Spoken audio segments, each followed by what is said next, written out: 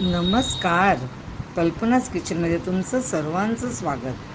आज मी तुमच्याबरोबर सुपारीची पानं त्याचं सरबत शेअर करणार आहे.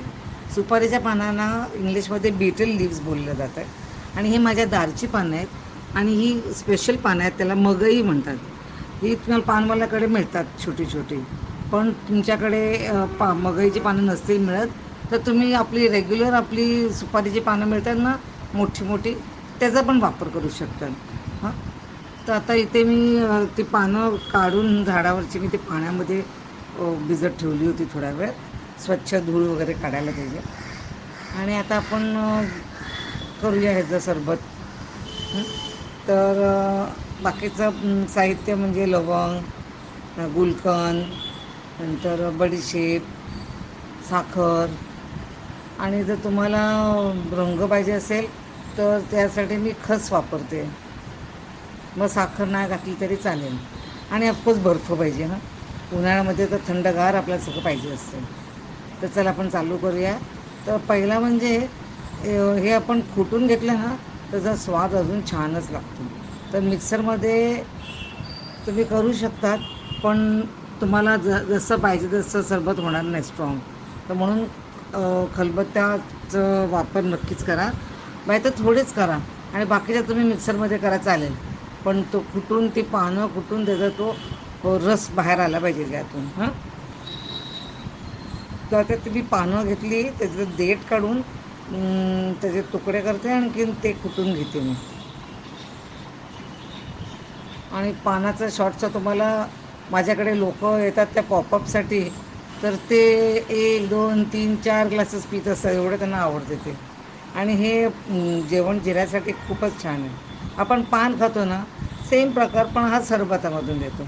आणि जेवल्यानंतर हे ग्लास सरबत घेतला ना, सगळं तुमचं जेवण असं छान जिरलं जातं. याच्यामध्ये दुसरी पण खूप औषधी प्रॉपर्टीज आहेत ह्या पानामध्ये. तर तुम्हाला रोज हे घ्यायला काही हरकत नाही. आणि उन्हाळ्यामध्ये तर इट्स एकदम छानच आपल्याला इझिली अवेलेबल आहेत पानं. कुठल्याही पानवाल्याकडे जा, तुम्हाला साधी पानं मिळतील किंवा मगईची पानं मिळतील आणि हा सरबत घरी येऊन करू शकतात. बडीशेप बघा मी इथे कुटते. आणि गुलकंद पण बाटली मिळते गुलकंदची. गुलकंद म्हणजे गुलाबाच्या पाकळ्या व साखरेच्या पाकामधून केलेल्या. हे सगळं आपण पानवाला आपल्याला पानामध्ये घालून देतो ना, ह्याच सगळ्या गोष्टी आहेत. काही वेगळं काहीच नाही आहे हां. फक्त लवंग जरा 1 2च वापरा, कारण ते तिखट चटका नाही बसला पाहिजे आपल्याला. आता मी असं कुटलं आहे ना,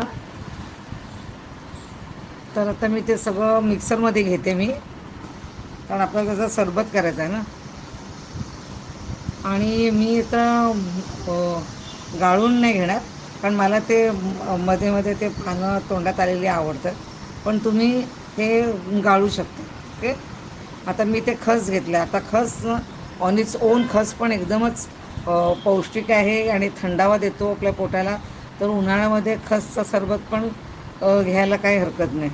तर हे मी रेडीमेड खसचं सरबत आता घेते. आणि दॅट्स इट. याचा रंग पण आपल्याला मिळतो याच्यामुळे, आणि साखर आपल्याला अवॉइड करता येईल याच्यामुळे खस वापरल्यावर. बस तर पान आता मी केलं ना, ते पल्प ते घाला. बर्फ तर आहेच.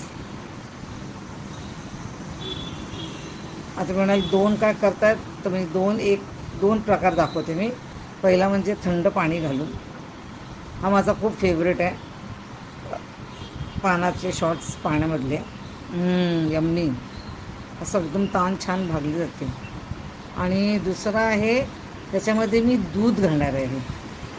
हल्ली मला रेस्टॉरंटमध्ये खूप ठिकाणी दूध घातलेलं मला पानाचे शॉर्ट्स मिळतात. पण जेवल्यानंतर ना, पाण्यातलेच केलेले बेस्ट आहेत हां. दुधातलं असं सरबत म्हणून ठीक आहे. खूप टेस्टी लागतात दोन्ही. नक्की ट्राय करा. आणि आजची रेसिपी आवडली असेल तर लाईक, शेअर आणि सबस्क्राईबचं बटन प्रेस करायला विसरू नका. धन्यवाद.